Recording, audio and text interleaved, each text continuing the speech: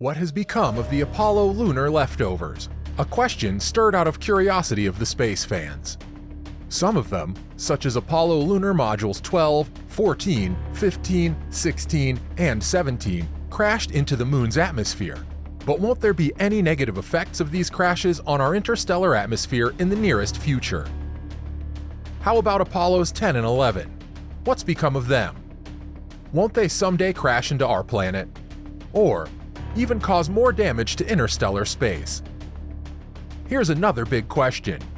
Is leaving equipment behind protected under any jurisdiction? All these will be discussed in detail in today's video. Ensure you stick around to the end. By the time NASA's Apollo program came to an end in December 1972, 6 crews of astronauts, 6 Apollo command modules, and more than 800 pounds of moon rocks and lunar soil had been brought back to Earth. But some things were intentionally left behind. Not only were the lunar modules left behind, seismometers, instruments that detect and measure moonquakes and meteor impacts, were left by each lunar landing crew. A wide variety of geological tools, such as long-handled scoops, core tubes, and other gear also was discarded after each use. Discarded where? In the Moon. Apollo 12 lunar crews even left behind most of their cameras to conserve space by bringing home only the film. Alan Shepard, commander of the Apollo 14, hit 3 golf balls that still remain in the Moon's Fra Mauro region to date. His first 2 shots didn't travel far, but his third swing sent the ball sailing for miles and miles and miles, as reported by a NASA astronaut.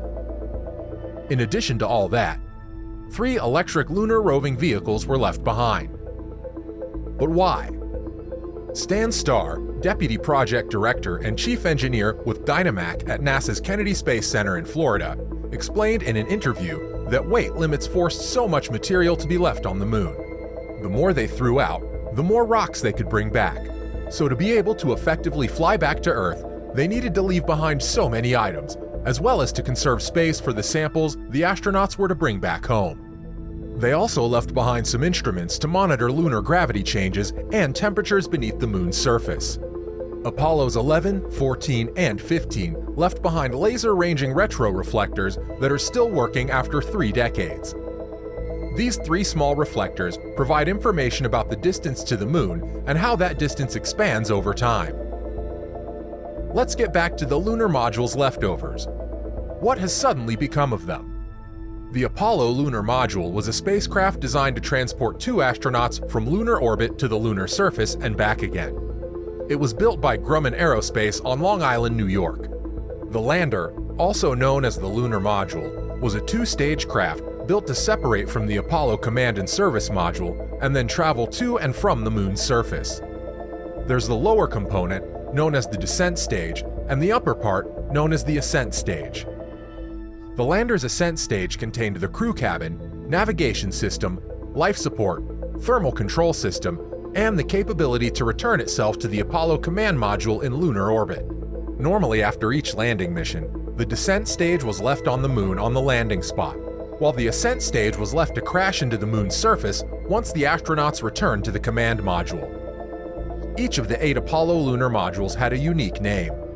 In 1969, just 3 months before the first crewed lunar landing on Apollo 11, NASA launched Apollo 10, which was a full-up dress rehearsal that would do everything except landing on the Moon. 3 astronauts, Thomas Stafford, John Young, and Eugene Cernan, entered lunar orbit, becoming only the 2nd crew to do so.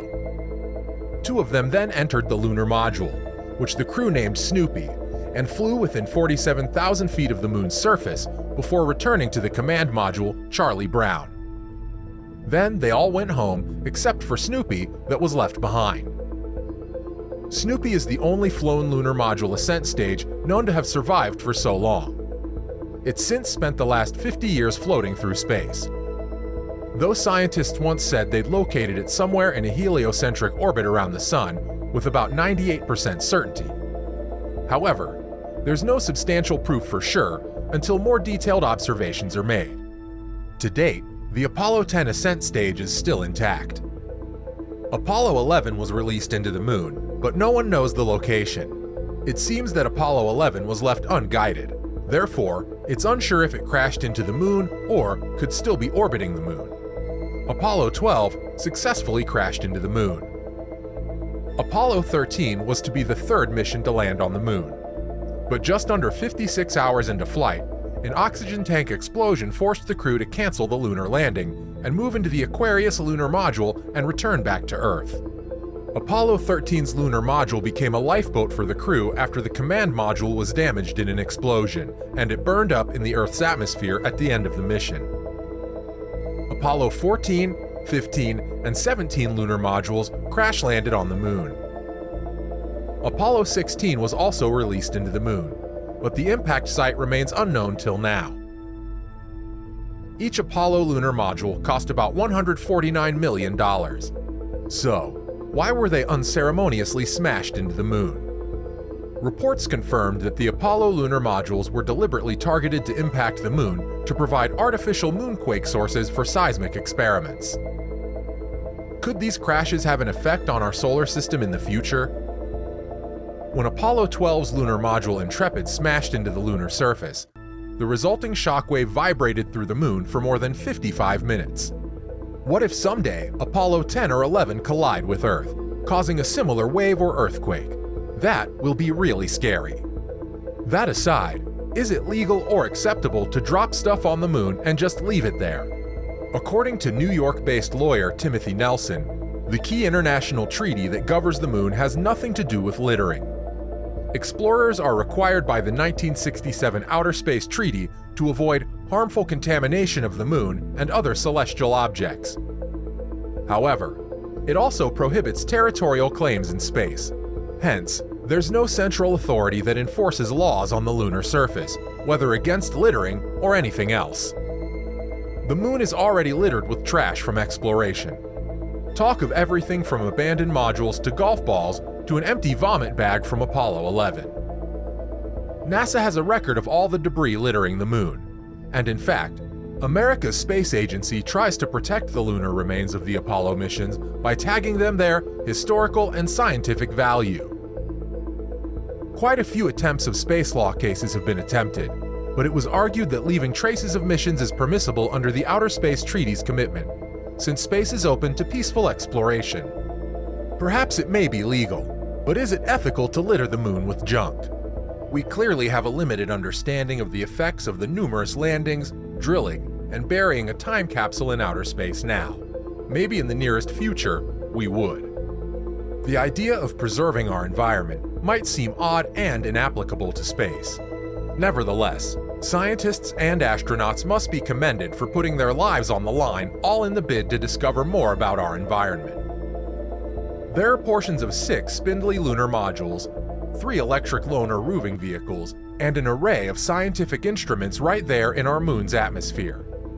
How fantastic to know that the lunar module flown on Apollo 10 is the only flown lunar module that didn't end up crashing into the moon or burning up in the Earth's atmosphere. Though at this moment the location is unknown, people are looking for it.